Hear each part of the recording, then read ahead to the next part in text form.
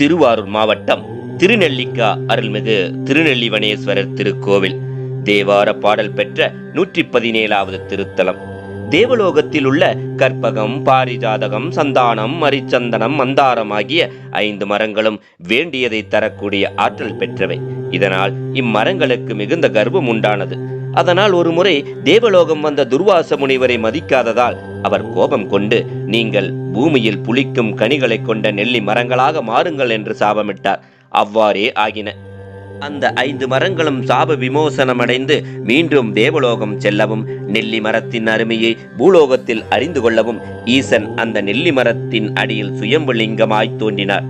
5 தேவ மரங்களும் இறைவனுக்கு தொண்டு செய்த பின் தேவலோகம் திரும்பிச் சென்றனர் என்று புராணம் கூறுகிறது.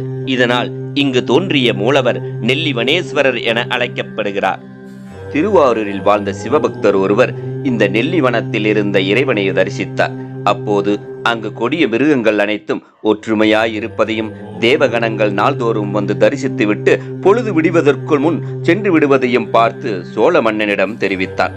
சோழ மன்னன் மகிழ்ச்சியடைந்து அங்கு ஒரு பெரிய கோயிலை கட்டினார். அமலா என்றால் சமஸ்கிருதத்தில் நெல்லியை குறிக்கும். எனவே இங்குள்ள இறைவன் அமலகேசன் என்ற திருநாமத்தோடும், ஈசனுக்கு கோயிலை கட்டிய சோழன் அமலகேச சோழன் என்றும் அழைக்கப்படுகிறார். ஒவ்வொரு ஆண்டும் மாசி மாதம் 18ஆம் தேதி முதல் 7 நாட்கள் மாலை சூரிய அஸ்தமன நேரத்தில் சூரிய ஒளி மூலவர் மீது பட்டு சூரிய பூஜையும் நடைபெறுகிறது. திருச்சிற்றம்பலம்.